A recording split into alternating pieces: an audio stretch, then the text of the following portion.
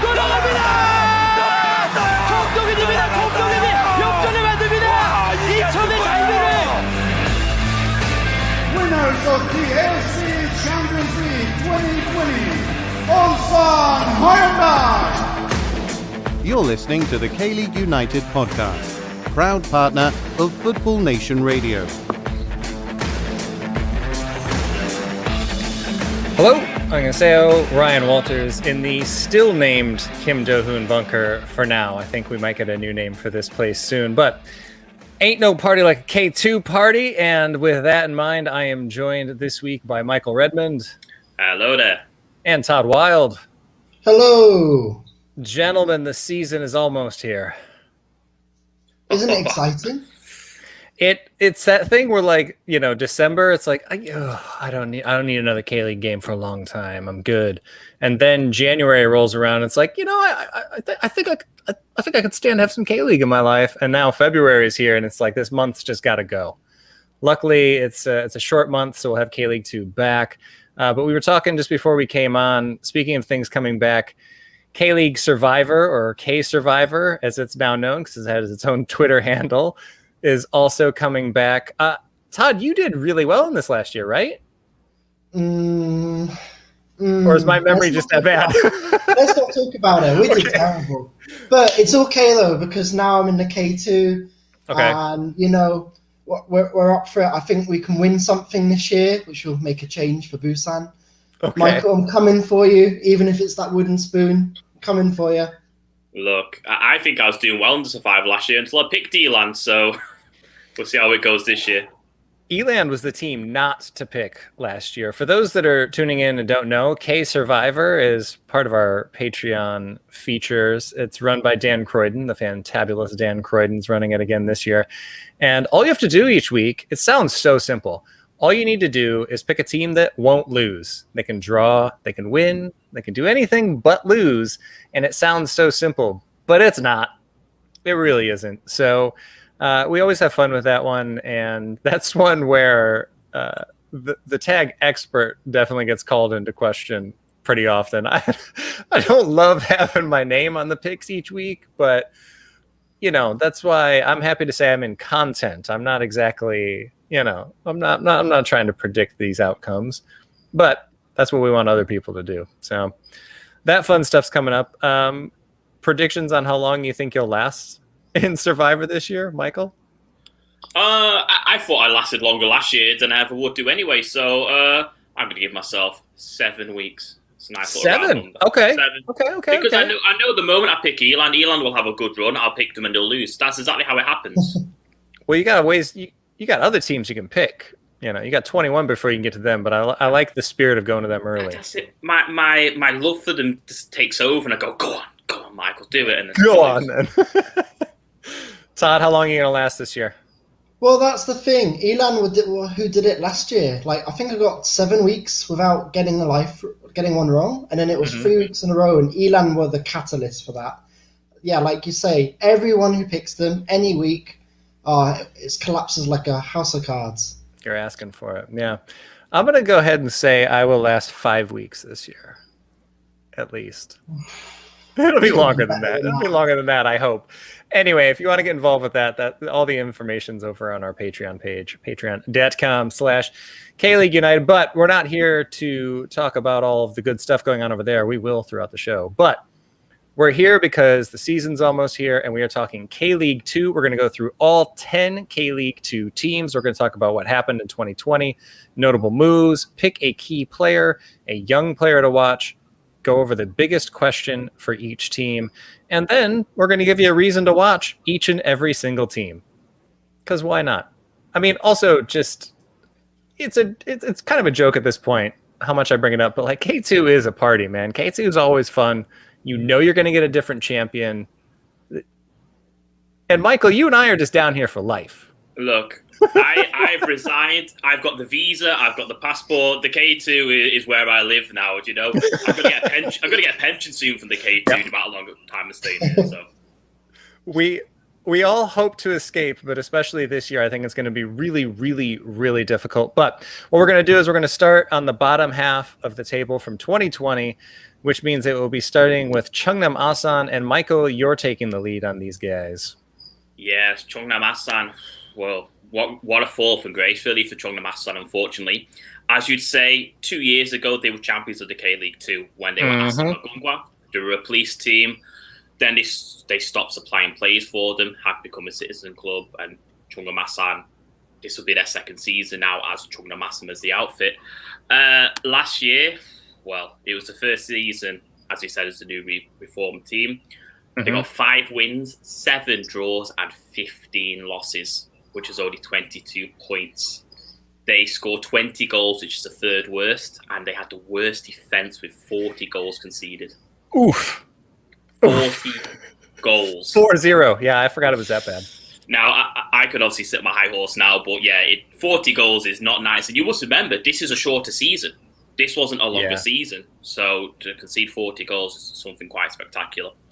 Now, looking at them, the manager is here for the 4th season now, Park Dun-hyuk. 2 with Asan Gongwa, 2 with Cheongnam Asan now. They've kept Hellquist. He stays at the club for another season. He recorded 15 games and only 4 goals last year. So, let's see. How that goes. You've got to... With K-League teams, they sometimes get rid of players too early, don't they? And maybe they're going for, actually, let's keep him. Let's see what we can do. Now, in saying that, they have actually brought in some new players. Key guys, Mateus and Alexandro, the 2 new foreign signings. They will probably try and give a bit of a better showing of what happened last year when Bruno came and Mujakic. He came. They're now gone, and they are replaced by Matthias and Sandro. Now, Jaekun, he played 40 times. He played 24 times last season for the side, and he scored 4 goals. He's one you're probably keen to watch in a Cheongnan shirt this year. Looking at the under-22 player, Lee Sang-min, not to confuse with the Seoul Elan defender, because we all know how great he is. He was suspended for the majority of the 2020 season, but he was playing really well before that suspension. So he'll be looking to bounce back, really, to pick up where he left off, really. Yeah, and the what's the biggest question that you got for them this season? Biggest question really is, can they lift themselves off 10th place? Because they have brought players in. They are trying to build a team. But have they done enough? Look at the other teams around them. Look at Gyeongdam. Look at Seoul Elan. Look at Busan. Look at Gimcheon. If you line them teams up against Cheongnam Asan, are they in the same kind of caliber? So if they don't pick themselves up and have a good season, they could be left in the dust. And I know that because I've been there. Yeah. Yeah, and I think it's going to be interesting to watch this team as they kind of try to transition out of being the police team, as we've talked about. And it has been a rough transition. Like you said, last year, 40 goals against in 27 games. That is quite the feat. So only really one direction to go for Cheongnam Asan, and that's very similar for FC Anyang. And Michael, we're just kind of giving you the teams that I know how much, as a Seoul Elan fan, you love FC Anyang. So why don't you go ahead and tell us a little bit about what's ahead for them this year? Look, Seoul Elan might have missed out on the playoffs, but to see them so low made me very happy last season. But we'll keep that. We'll be non-biased in this podcast. FC Anyang, once again, similar to Cheongnam Asan, the season really to forget for them. They had such a brilliant season the season prior, but this year they just couldn't reflect it and do the same as 2019. They recorded only 6 wins, 7 draws, and 14 losses, which is 25 points. So it's only 3 points behind 10th place. They slightly scored more goals than Cheongnam. They scored 27 goals, but then they conceded 38 goals as well. So a lot of goals have been conceded in this K2 at the bottom of the table. Now, a new manager came in, Lee Woo-hyung. He came in for his second spell at the club. He has been at Anyang before. They do know him. A few seasons ago, he brought them to, I think it was 5th place, which is one of the better seasons for Anyang. So he can get them back into winning ways. He really can get the team to gel together and, well, run on. We know the K-League 2, it only takes a 3-4 game run and you're back up again in the playoff position. Correct. It does not take much in the K-League 2 to be there. Well, to be honest, the top play for me personally was Nilsson Jr. in defence. Even though they scored 38 goals, conceded 38 goals, it could have been a lot more if he was not there at the back. He was strong, and especially watching him against Anyang, it was the first game of the season I went, you just couldn't get past him. We should have won the game 3-4-0, but we just could not get past Nilsson Jr. Now, Acosti also stays at Anyang. He scored 7 goals last year for them. Hopefully, he'll link up with a new signing called Jonathan Moya. He comes from Costa Rica. He has a few trophies to his name in his past team, so hopefully he can bring a bit of a winning mentality to Anyang, something that they're lacking in the last 2 seasons. Now, also, they have a new signing in midfielder, Rosuke Tamura. I had a Japanese person help me pronounce that yesterday. Nice. He comes in for Fukushima United. And Kim Dong-soo from VfB Luchbeck. I'm loving all the pronunciations. I don't have a German friend, but I have a Japanese friend, so that's how I've done well there. One thing that kind of startled me today is Soliland's Herman San. He was at Anyang for 6 months towards the end of the season last year.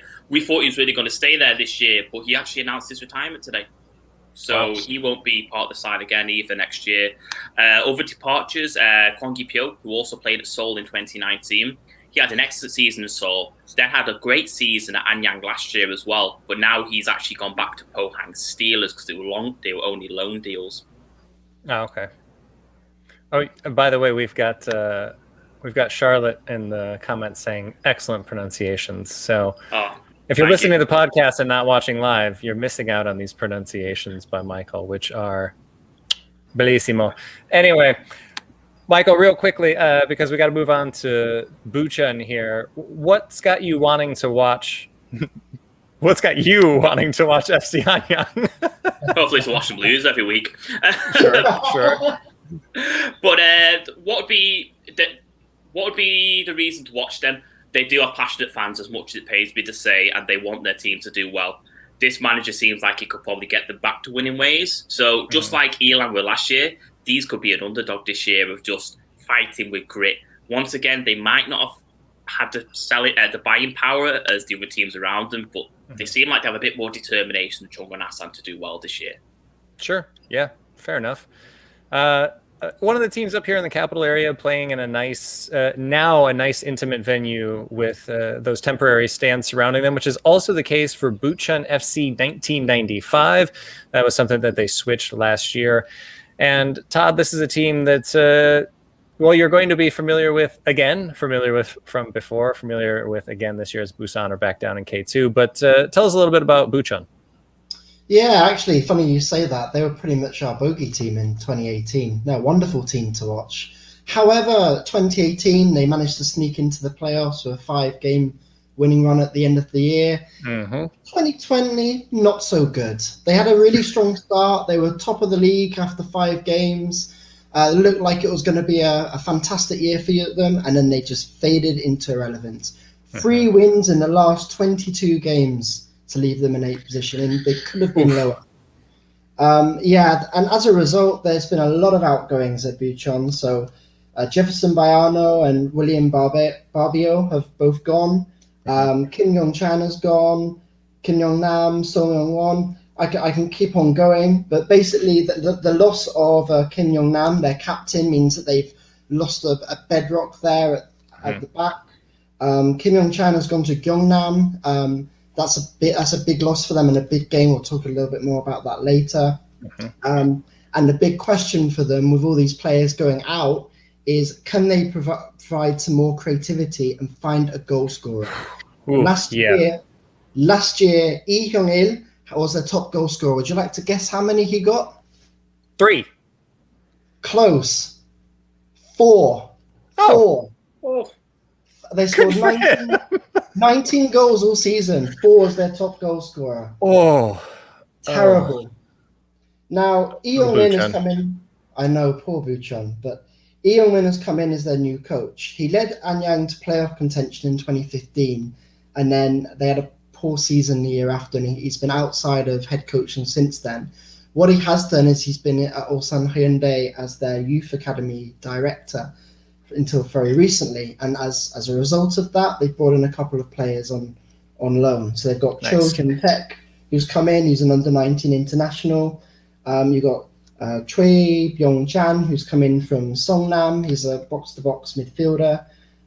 You've got Han Ji-ho, who's come in from Busan. He's a club legend down on the south coast.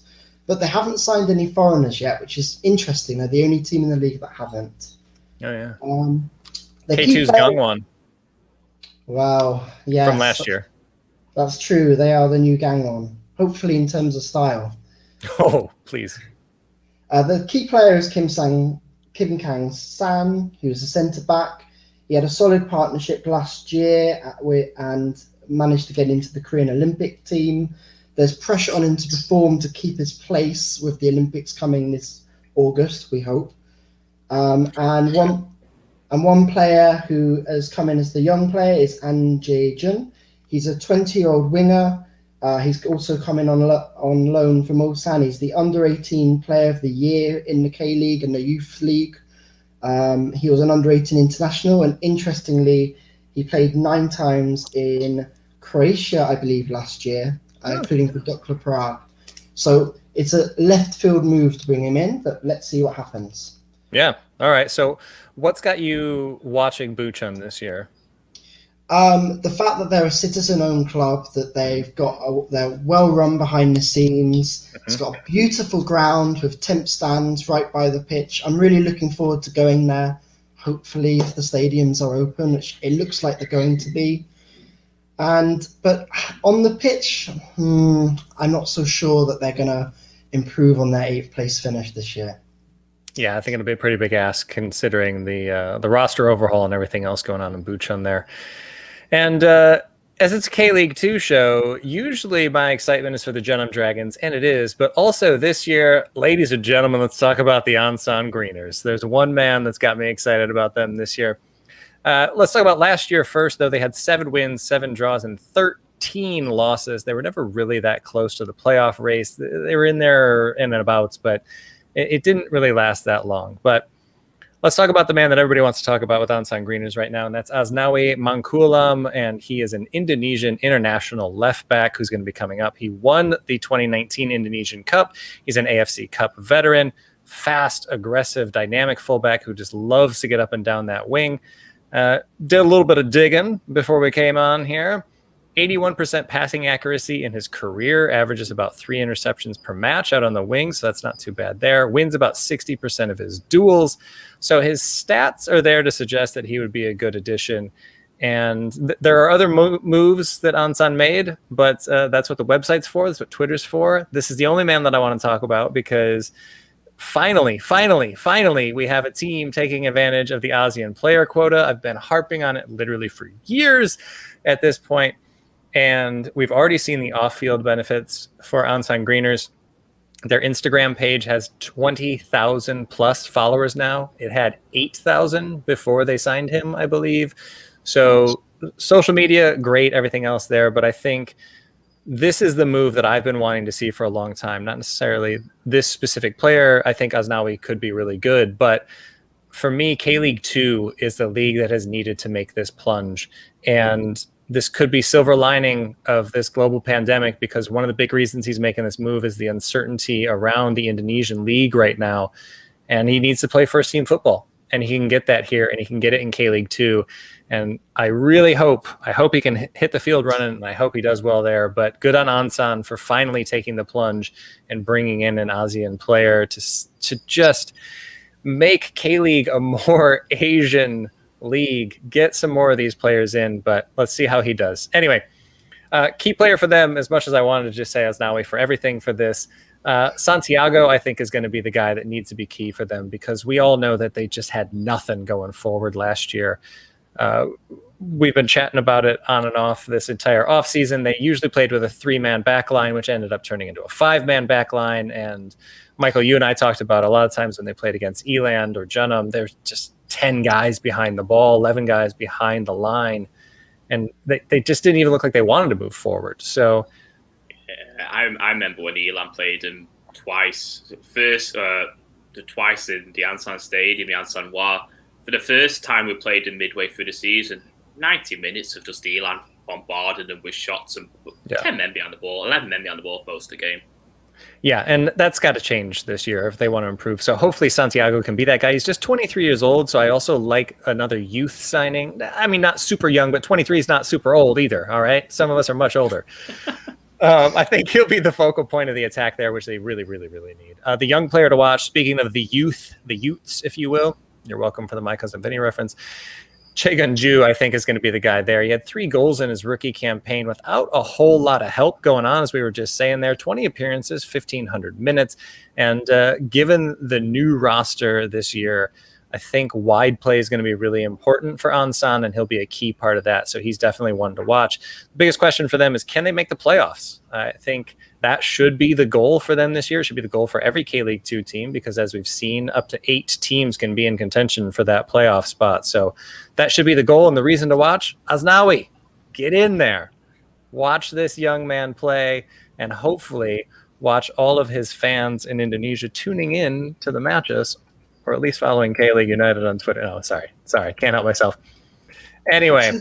Should say as well, quickly as well, that with Ansari signing, that's really shrewd for Ansan, because they've got quite a big foreigner community there, one of the largest in the country. A lot of Southeast Asians there. Should get people through the door. Yeah, again, hopefully we can get people into the stands soon. But yeah, Ansan kind of flies under the radar in that regard. But yeah, it's a really good point. Another city that flies under the radar is my beloved Gwangyang. There's no real reason to bring it up other than one of the largest suspension bridges in the world, the Isunshin Bridge. That's right. If you're listening, Gwangyang City Council, we do have Patreon spots available for sponsors. Anyway, let's talk about the Jeonnam Dragons, ladies and gentlemen. 8 wins, 14 draws. 14 draws! That is almost double the league average, and 5 losses last season. Notable moves, well, leading scorer Julian Christofferson, out. Hernandez, out. He's with Gyeongnam. Ugh. Leader in minutes, Kim Ju-won, and the captain, out. Lee Hyun, one of our most promising young players with Jeonbuk, out. It's another season of change for the Jeonnam Dragons. One key addition, however, is Samuel, as he's known, a Nigerian striker that scored 13 goals in the Swedish second division last year, scored 7 in the top flight the year before that, and 12 in the second division back in 2018. So well familiar with the second division. And if he can get 12, 13 goals for the Dragons this year, they will be a very different team, especially if they manage around the same. If you turn even 3 of those draws into wins, then they're in the playoffs last year. So if he can bang in a couple of goals and help them do that, be a very different looking team. Still only 25 years old as well, so not exactly a grizzled veteran at this point.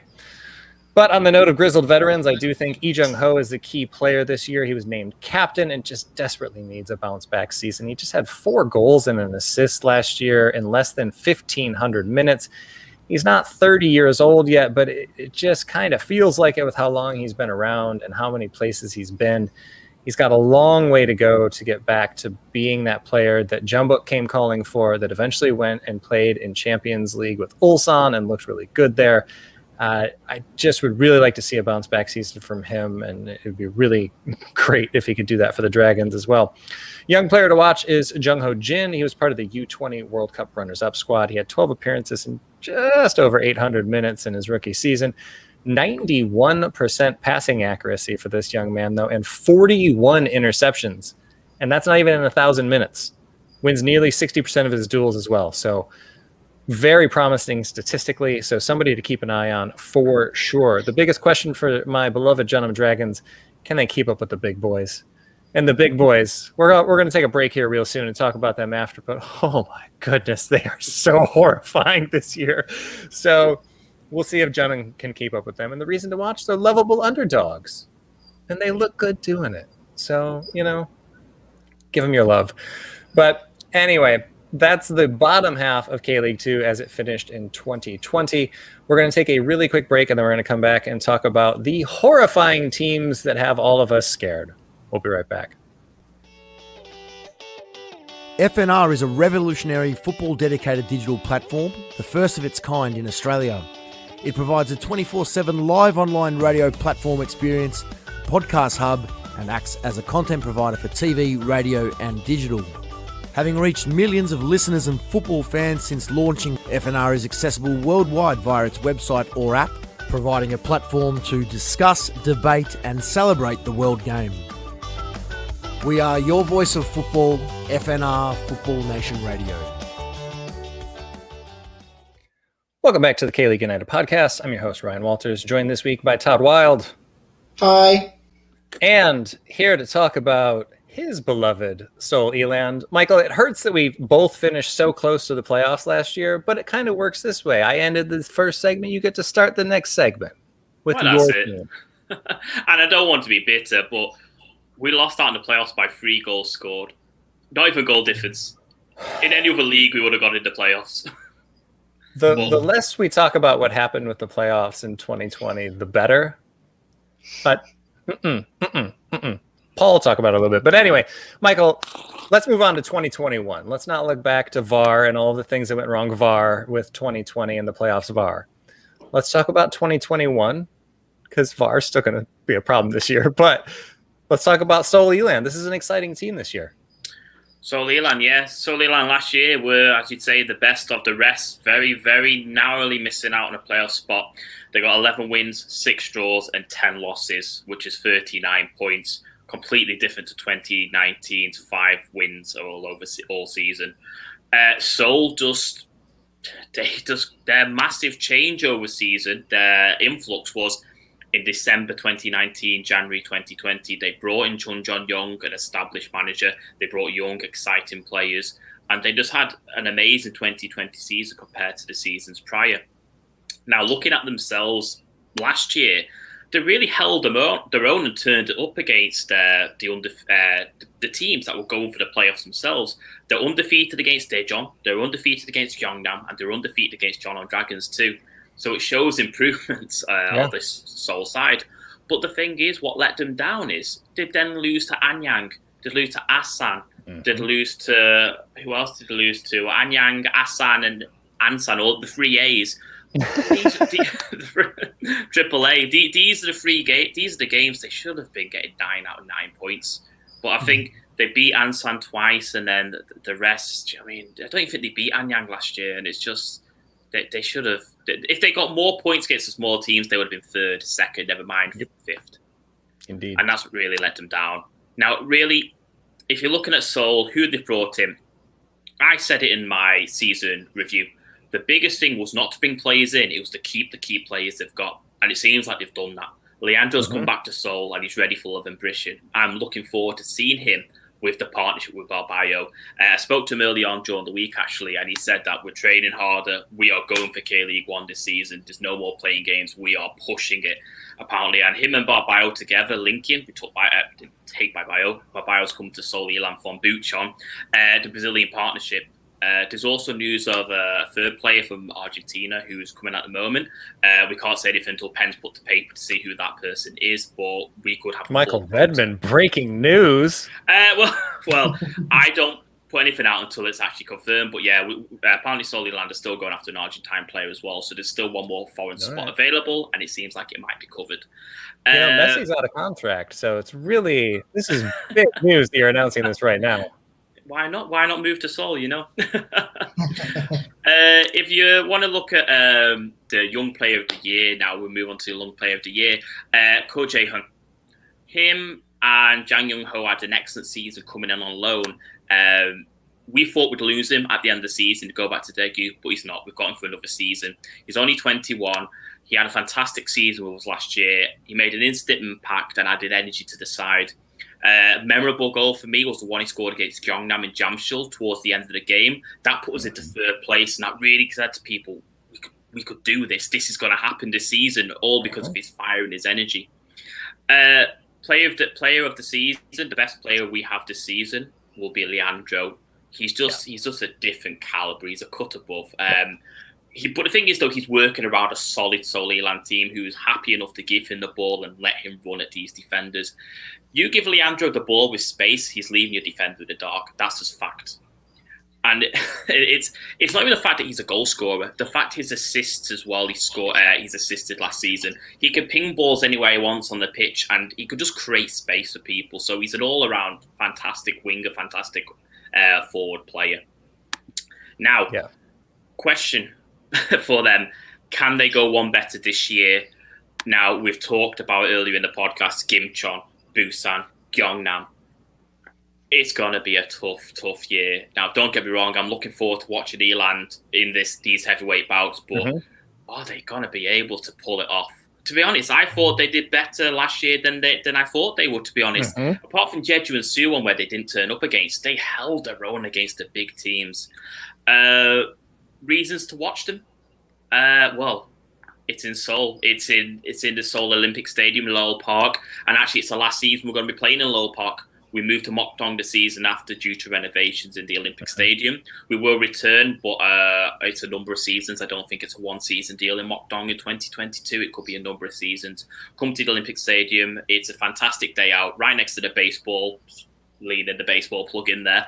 And they're a fun team to watch. They play with energy, and they just don't care about structures as such. They just play with passion, which I've not seen before from this side. Like, I follow this team now. This is my 4th year covering Seoul Eland. Last year was the greatest season I've ever seen. Even though we missed out, still a fantastic season. They are a lovable bunch. They are very hard to hate on, especially because, like you say, they're here in the city, and they played an entertaining brand of football last year. So, I mean, and it's a very short trip for me to go watch my Dragons. So there's another reason to go watch them. Go watch the teams from down south. For the first time ever last season, they made me cry tears of joy. I'm normally crying tears of despair with Seoul Eland. That 3-2 game against Bucheon, I had to be picked up off the floor because honestly, tears when that third goal came in the 90th minute. But to be honest, that last game of the season, I was crying, so sad tears did happen. Well, hopefully they'll have a little bit more of that for you this year. But as of for right now, we're going to move on to a team that has very high expectations this year. And to talk to us about his team, because of course he had to be here, here's Paul Meat.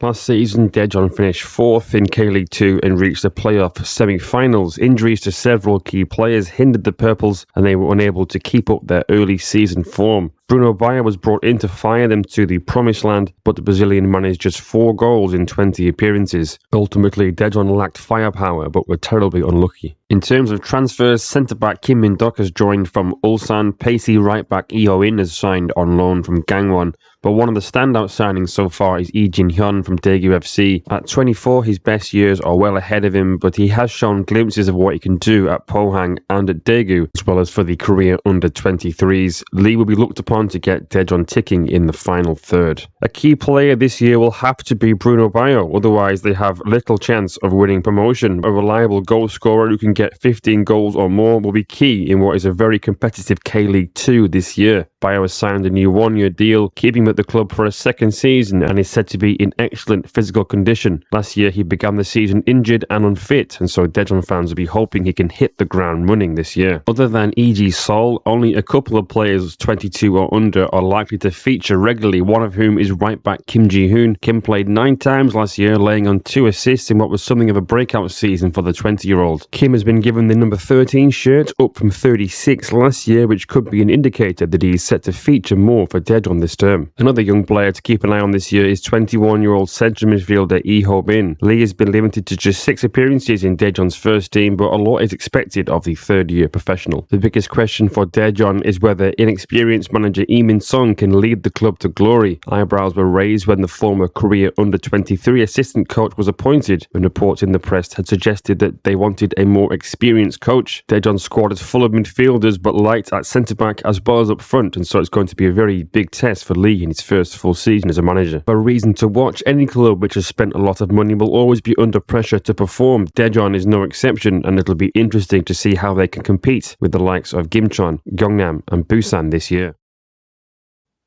Did you hear that, Todd? He included Busan. Yeah, he missed a team out there, didn't he? Yeah, Junham, right? Anyway, thank you for that, Paul. And yeah, I mean, we're into the big boys now, because Daejeon was good last year. They're expected to be really good again this year. And the next team, Todd, what an offseason for Gyeongnam FC. Wow. Yeah, Gyeongnam. That last year was a bit of a transition year for the side in Changwon.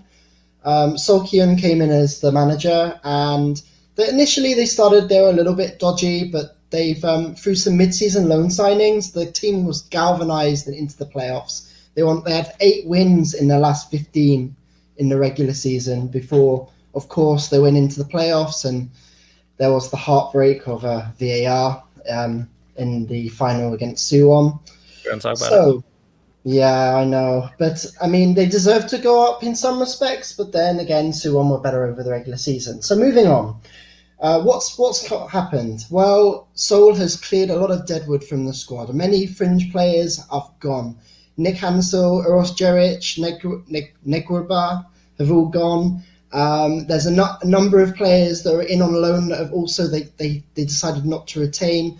Jungkook from Jeonbuk was excellent in midfield, and also Choi Jun was excellent for them right wing back. We'll talk more about him later, but he's not been reassigned. Now, they also conceded 37 goals last season, which was the 3rd highest in the division. So for them, it was important for them to bring in some defenders. Mm-hmm. They've signed Kim Young-chan from Bucheon, which is an excellent signing. Kim Young-jun has come in from Busan. Kim Dong-jun left back. But the biggest signing I'd say is up front. They've brought in Lee Jung-hyuk from Busan, which I would say is a bit of a coup.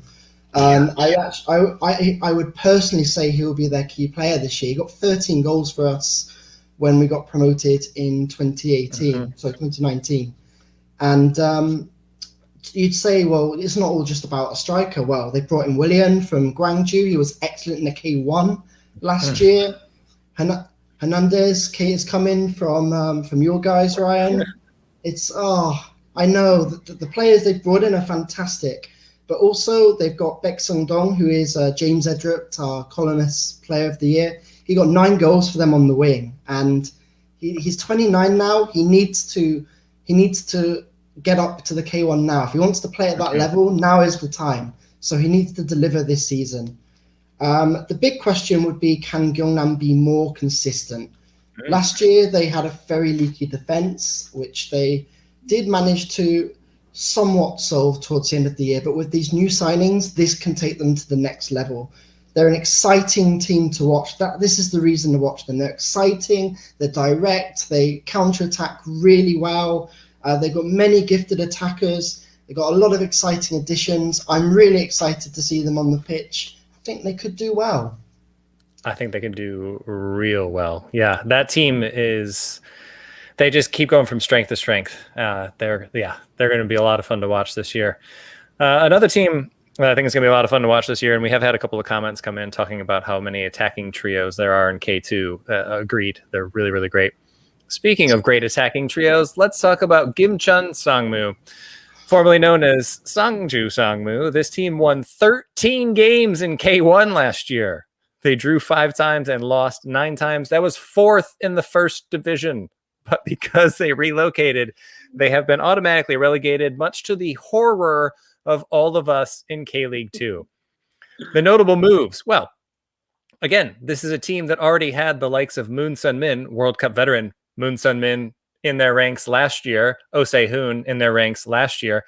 They've just gone and brought in Gu Sung-yoon from Daegu FC to play in net, Ha Chang-rae from Pohang Steelers, who's one of the best at what he does, and Cho Gu-sung, a guy that's just won pretty much every trophy you can win in Korean football already. Those guys have been added to the team and dropped down a division. All of them have dropped down from K1 to do their military service in K-League 2. When it comes to key player, how do you pick one? This entire squad is absurd. Like, they are just so stacked and so good. Not necessarily the key player. The player that I always like to watch, the player I'm going to keep an eye on this year, is Oh Se-hoon. I think it was wise of him to make the move up to K-League 1 last year. It didn't go as well for him as I thought it would. Last year was a weird season, though. I think this year there'll be a little bit more consistency, a little bit more regularity. He's going to be down in K-League 2. And again, the talent surrounding him, my goodness, Oh Se-hoon could score 30 goals this year. And I am not joking. He is that good. So he's definitely one to watch. A young player to watch for them is Jon Sejin. He's still just 21 years old. Showed well with Suwon Blue Wings, 20 appearances and 1,000 minutes for them. And I think he could be one of the players that Kim Tae-won takes under his wing and really, really improves. We see him do that every single year. Manager of the year for me almost every single year. I think he'll do that again this year. They're going to just walk away with this league, which leads into the biggest question, which is how much are they going to win the league by? Will it be 20 points? Will it be 30 points? I mean, I honestly really think this team could go wire to wire. I just, Gyeongnam might be able to beat them. Daejeon maybe. You know what? Seoul and Jeonnam definitely will. And Busan, sure, because we're on this podcast. But I mean, honestly, this team could go undefeated. They are so, so good. This roster, I would like them for a top half finish in K1. I mean, they're just so stacked. And I mean, that's the reason to watch. This is going to be, I don't know how much footy you guys have played here, but in Korea, a lot of times when I've played, there's some guy that shows up and just tears it apart. And they're like, oh yeah, he played in K-League 4. And you're like, oh, okay, that explains why nobody could touch him. And I think that guy is what Gimcheon Sangwoo is going to be to this entire league. I don't see anybody even coming close to touching them this season. And man, it's going to be fun because they're going to score goals. They're going to score goals on goals on goals. And they've got Gu Sung-yoon and Net behind them, so they're not going to concede much. Like this, this team's going to be fun. I'm horrified of them, but from an entertainment standpoint, should be pretty good. I'm looking forward to going down to Gimcheon, new stadium, new team, and all that. But that's about it. It's got to be a long day in the office going to watch that. Yeah, oof. But they were the team that was automatically relegated. They weren't the last team to join the ranks of K-League 2. That was an honor for Todd Wilde's Busan I Park. And Todd, this is the last one that we've got to get through before we move on. Okay, right. So, Busan I Park, where do we start? Well, last year there was their first season in the top flight for 4 years, and it showed great initial signs. They appeared destined for a mid-table finish. Bunch of very talented academy graduates in their side, and they just collapsed in the second half of the season. Feebly surrendered their place in the top flight of an unforgivable run of poor results, shambolic defending, and a tactical disaster class from Cho Luk-chae. And it's a real shame, really. They had so many good young players in that squad, but unfortunately, I mean, it's bad news for iPark fans, but great news for Bob Marley enthusiasts. It's the generation that trod through great tribulation, decided they were not satisfied with the life they're living, and iPark was stripped bare of their best talent. Of the 15 players that played at least 900 league minutes last year, 9 have gone. 9 have left the club. So, including Korean internationals Lee Jung-hyuk, Lee Dong-jun, player of the season Kim In-hwan has gone to LAFC, influential midfielder Lee Gyu-song, Kim Min-jung has gone, and promising youngster Kwon Hyuk-kyu, who's also gone to Gimcheon, straight to our rivals. And those are just the players that that came through the academy. We've also lost one of our all-time most successful foreign players in Honolulu. He's gone to Chengdu in China. And some less successful foreign signings in Dostenbeck Tursunov and Gustavo Vincenzo have also gone, but not been retained, even though they have a year and 2 left on their contracts, respectively. So, with the Red Sea parted, who's joining the club? Well, Park Min-kyu was one of the league's outstanding fullbacks last year at Suwon FC and joins on loan. That's a great signing. North Korean striker An Byung-jun was the league's top scorer by a mile last year, and he gives us a real proven vocal point up top. And Cypriot international Valentinos Selis adds some real class in central defence. There's a couple of other signings that are rumoured that haven't quite come through the door yet, but we'll come back to that later. But what I'm actually personally most excited about, and is the reason to watch Busan, is they're going to have a focus on youth this year. So they've got 10 players that are eligible to play under the under-22 rule. 6 of them are youth internationals. So as part of the transfers for Lee Dong-jun and Lee Gyu-song to go to Ulsan, Busan have received 3 members of the under-23 Olympic team in return. So you've got Choi Jun, who's come in, who was on loan at Gyeongnam last year, was excellent. Lee Sang-hon and Park Jong-in. And I mean, Park Jong-in's got 4 goals in pre-season up top, and he might not even start for us. Lee Sang-hon is a good player to have on the right wing. He might not even start. and I'm also would say it's worth keeping an eye on some of the players we've got in from the U League. So an interesting story, we've got Kang Young-in, Chun Ji-hyun, and Oh Jong-won. They all attended Daejeon High School together, and they've all been playing together every game in pre-season. So I think they're all going to get a lot of minutes. The key player at the club, I would say, is Kim Jin-kyu. He's the one remaining outstanding youth academy player that stayed, and that's largely because he had injuries through most of last year. He had an ankle injury that he suffered in Thailand at the Under-23 Championships, came back only to get an unrelated knee injury, and really that's maybe one of the reasons that Busan went down. They didn't have a player to link the midfield and the attack. They didn't have someone to attack in and around the box. Now they've got that, and he's playing in the K2 again. Young players to watch, I've highlighted Lee Sang-jun and Choi Jun. Both are right backs and will compete for the starting spot there. Lee Sang-jun played a lot last year in the K-League 1, but he struggled against some really top defenders, so it could be interesting when he plays Gimcheon. But for the most part, this will be a really good time for his development. He can improve his positioning, his decision making. Should be really good for him this year.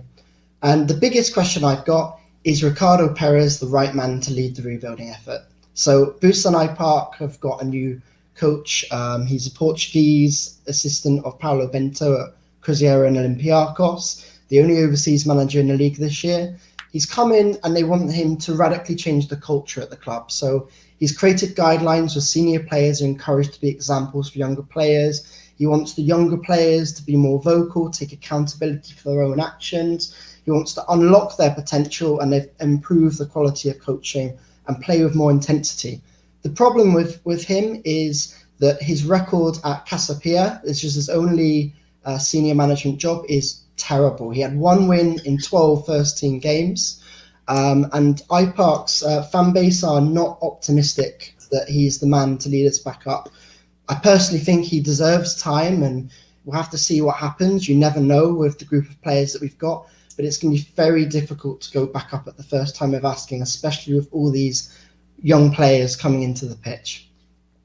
Yeah, halfway through there, I was laughing a little bit because we did have a comment come in from our own Dan Croydon saying that he's really interested in this new Busan manager. His whiteboard game is awesome. Yes, love. All about love. All about the love. I should mention very quickly, in his training, some of his methods have been quoting scripture, Hindu scripture, and using that as an example for the players of what they should be, how they should think, and what they should be doing. Okay. And that's interesting. I've never seen that in Korean football before. So, but a lot of supporters have questions about this, whether this is right for Busan Park. Time will tell. We will see. I think they'll be the most interesting team this season. They could either, due to everything I've heard about this manager. They're either going to go gangbusters and challenge Gimcheon or challenge, let's be honest, Bucheon. Let's be honest, Bucheon. Well, yeah, we'll have to see. I think it's worth Chung Min-kyu, the chairman, trying something different. Sure. Bringing a foreign guy in. It's the first one for 13 years. Things haven't been working at Busan, that's the thing. Yeah. But, yeah, some of the stories I've heard as well, I'll keep quiet. Let's see how it goes. All right. So if you have any other reactions to that. Sorry, before we move on to Busan, there was one other comment that came in from Daejeon SC Brazil saying that Vincenzo departing was the key addition for Busan this year. I just wanted to get that one in there. If you have any questions, comments, or reactions, we're going to take a quick break, and then we are coming back for the Eulji Lewis Mailbag. So go ahead and get those in the comments now, and we will get to them right after a quick break.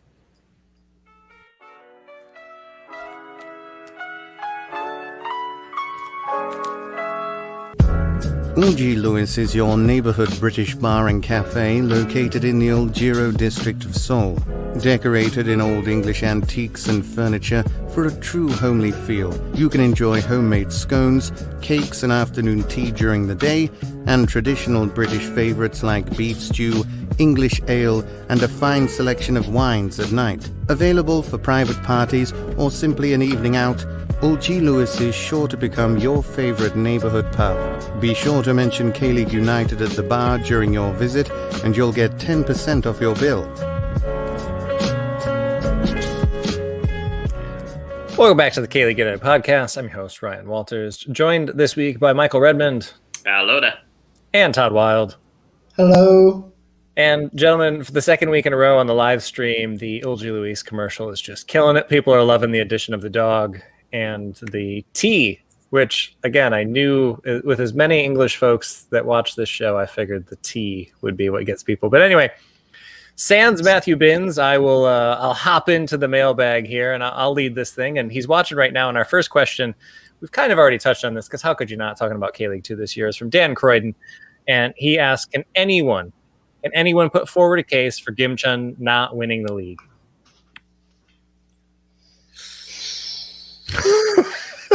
Next. Things have happened. Todd, you got one?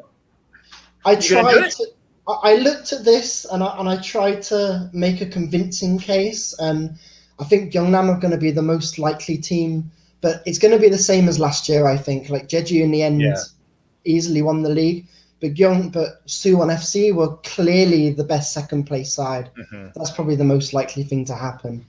Gyeongnam, I really like them. I loved the way they played towards the end of last year. When they played Suwon in that playoff match, I was in the stadium. It was just so clear to see they were so well organized. They flow forward. They can catch teams on their counter-attack. This is the thing. I can see them dominating against some of the lower sides. But the problem is, are Gimcheon going to drop any points? I honestly, well, we're doing predictions in a couple weeks' time, so I'll save it for that. But, man, I don't even know if I see them losing a game. I really don't. You'd only hope that they'd overshoot it and think, oh, this is going to be a cakewalk, and then they lose here and there because they expect to win with their eyes closed. That's the only way you'd expect them to drop points here and there. Yeah. Daejeon FC Brazil is up next in the mailbag and is in the comments right now as well, saying that they're going to drop points to Ansan Greeners. So, yeah, and Aznawi hat trick. Sure. If we're dreaming, let's dream.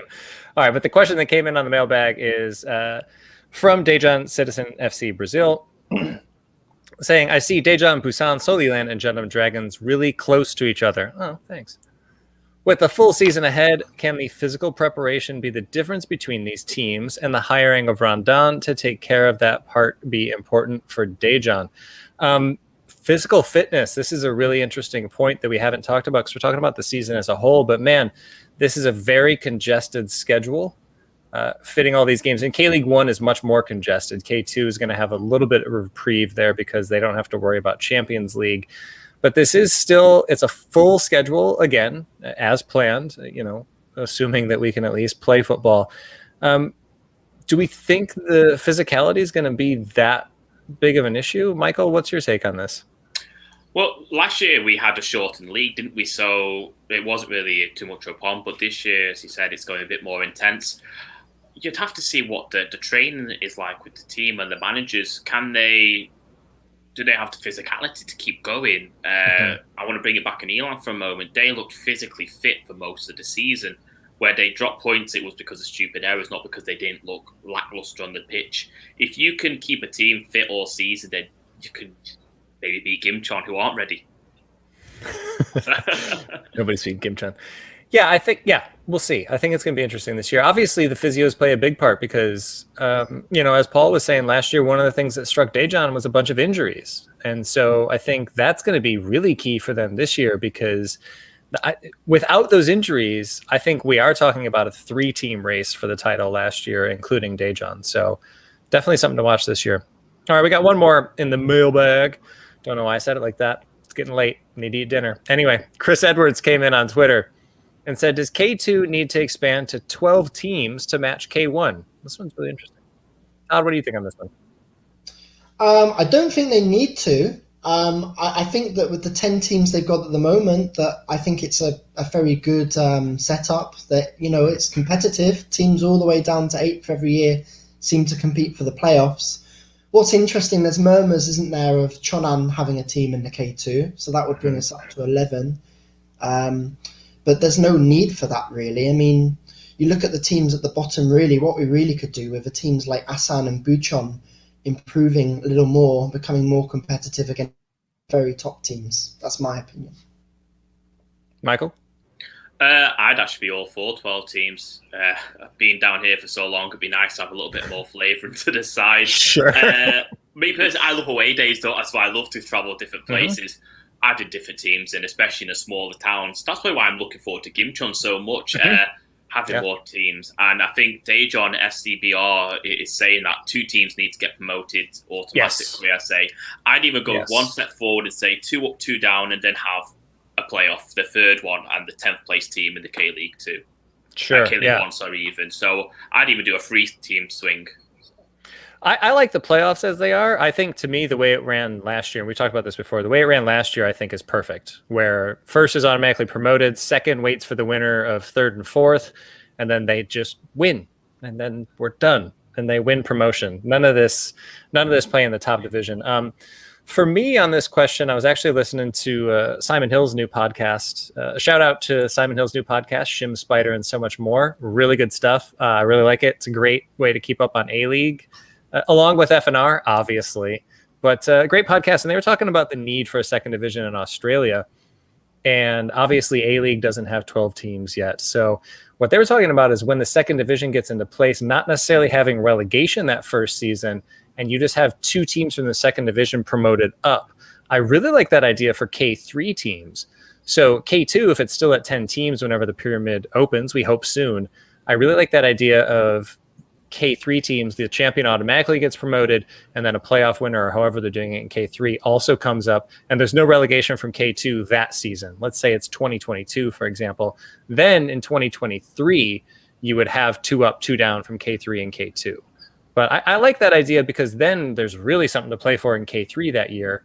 In K2, it's like, well, you better get it together this season, because the next season you finish bottom, you're going down the division. So I think that could be a really good way to get to 12 teams. But yeah, I think just for balancing the schedule, and Michael, like you were saying, more variety.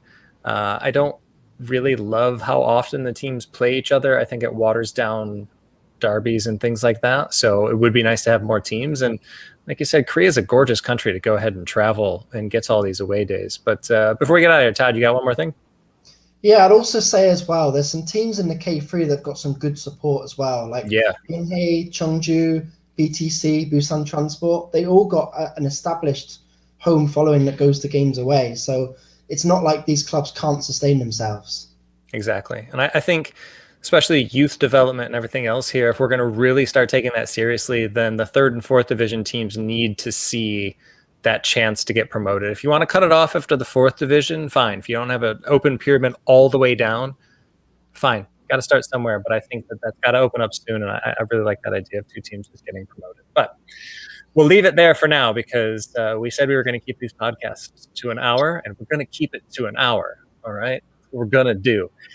But if you want more of our ramblings, if you want to get more involved, please do so on Patreon, as we talked at the beginning of the show. The brand new debut on Twitter for K_Survivor, at K_Survivor. This is K-League Survivor. It's starting up at the beginning of the season. All you have to do is pick a team that won't lose, and you survive. And it sounds simple, and it's not, and it's all sorts of fun. And we're all involved in this, and every single Patreon supporter that we have is involved in this. I think we're up to 40 some odd people now. So first and foremost, thank you everybody for supporting us. But if you get in at just the $1 tier for this, just $1 a month, you got $1. You probably got $1 laying around. You can get in on this and all sorts of other fun things. And this one, the Bants is always fun on this one because brings me down a peg every week. So, yeah, get involved there. We also have news briefings going on for a little bit longer. Paul's going to switch back to the weekend. That's with 3 E's, his version of it, not from the Super Bowl. He'll be bringing those back with the season starting. We have Saturdays, Koreans Overseas, pub quiz questions, because we are going to be doing pub quizzes at least once a quarter, every 3 months or so with our patrons, because that's fun, and it's the age of COVID, so why not do things like that? And even afterwards, I think we'll keep those around. But anyway, the fun stuff starts at $3 and $5, and then there are tiers beyond that as well.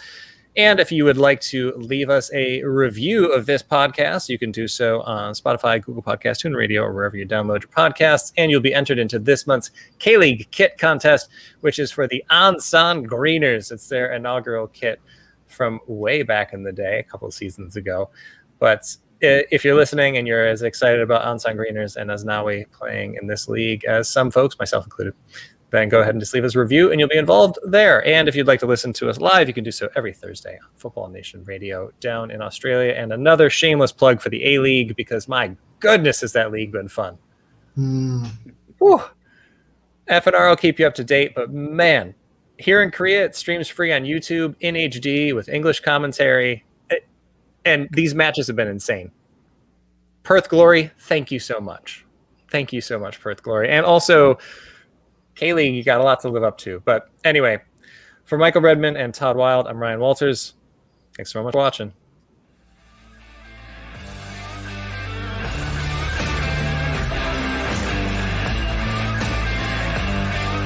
정규성 공격 폭격기 킹